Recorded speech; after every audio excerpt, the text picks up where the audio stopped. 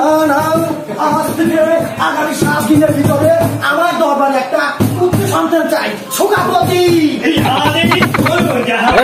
তুমি এই রাত্রির গলাটারে পিছিয়ে পিছিয়ে হারাই দাও। এই কি বললেন জাহাপনা? তাহলে আপনার দরবারে পুত্র সন্তান আসবে কোথা থেকে? এই রাবি তো অবদান। এই কি শোনালে তুমি সুখাপতি? আমি তার পিতা হয়ে বলছি, এটা কখনো সম্ভব না। কেন আব্বাজান? এই বান্দার লুচ্চা। কি?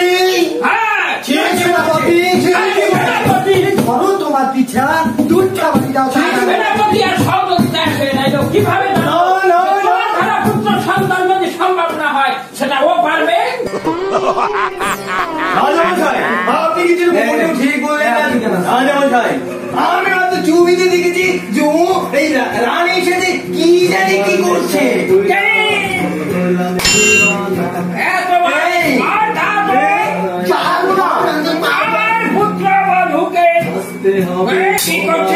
আপনি লোকের কথায় কান দিবেন না, যাবো না।